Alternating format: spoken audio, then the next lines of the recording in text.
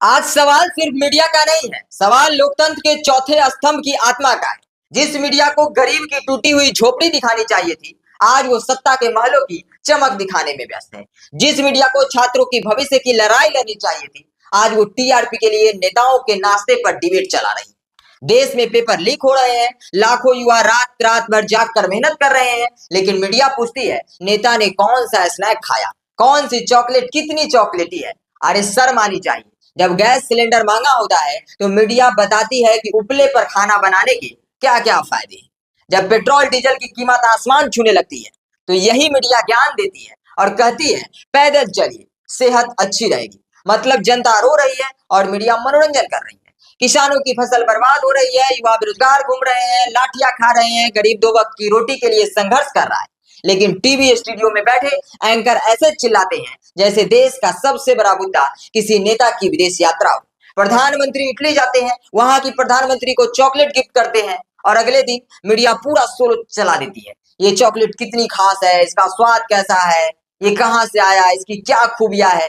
अरे भाई, देश में नौजवान नौकरी के लिए फॉर्म भर भर के परेशान है और मीडिया चॉकलेट का विज्ञापन कर रही है। वेस्ट बंगाल में चुनाव होता है, प्रधानमंत्री वहां जाकर झाल मुड़ी खा लेते हैं और मीडिया रात के 9 बजे एक ऐसा शो लाती है जिसमें झाल मुड़ी कितना फेमस है, उसका क्या इतिहास है, उसकी खासियत क्या है, मतलब पूरा ज्ञान उस पर दे देती है। मतलब देश के असली मुद्दे मर गए हैं क्या? नेता क्या पहनते हैं, क्या खाते हैं, कहाँ घूमने जाते हैं, किससे मिलते हैं, कितनी बार कपड़े बदलते हैं, आज मीडिया की पत्रकारिता बस यहीं तक सीमित रह गई। लेकिन कोई ये नहीं पूछता युवाओं को नौकरी कब मिलेगा, पेपर लीक जो हो रहा है वो कब बंद होगा, महंगाई कब रुकेगी, गरीब की थाली सस्ती कब होगी। क्योंकि सवाल पूछने वाली मीडिया अब सत्ता की तारीफ करने में व्यस्त है। और याद रखिए, जब मीडिया जनता के मुद्दों से ध्यान हटाकर नेताओं की प्लेट और कपड़ों पर बहस करने लगे तो समझ जाइए कि लोकतंत्र आगे नहीं बोलेंगे आप समझदार हैं। हमें ऐसी मीडिया चाहिए जो गरीब की आवाज बने, जो छात्रों के सपनों की लड़ाई लड़े, जो महंगाई पर सरकार से जवाब मांगे, ना कि रात के 9 बजे आकर झाल मुड़ी और चॉकलेट पर एक बहस छेड़ दे, उस पर जो है एक शो चला दे। क्योंकि देश सिर्फ खबरों से नहीं चलता, सच से चलता है, और जिस दिन सच दब गया उस दिन लोकतंत्र की आवाज भी दब जाएगी।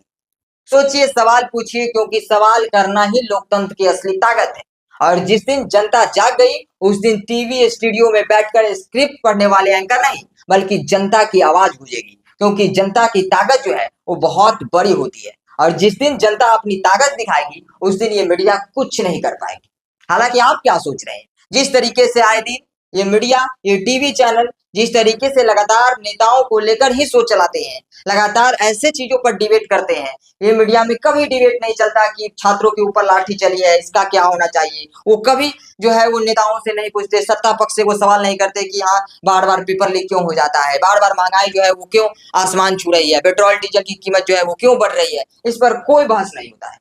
लेकिन जैसे ही कोई नेता झाल मुड़ी खा ले, चॉकलेट किसी को गिफ्ट कर दे, या फिर वो कौन सा गाड़ी से चल रहे हैं, कब वो विदेश जा रहे हैं, कब वो विदेश से आ रहे हैं, किनसे उनकी मुलाकात हो जा रही है, इस पर पूरा दिन बहस छिड़ता है। अभी 2-3 दिन से लगातार सिर्फ और सिर्फ जो है यही चलेगा कि प्रधानमंत्री ने गिफ्ट दिया, चॉकलेट की क्या विशेषताएं हैं, जिस तरह से झाल मुड़ी का चला था। पूरा बंगाल चुनाव में जैसे ही मोदी जी ने झाल मुड़ी खाया तो पूरा झाल मुड़ी पर चर्चा है।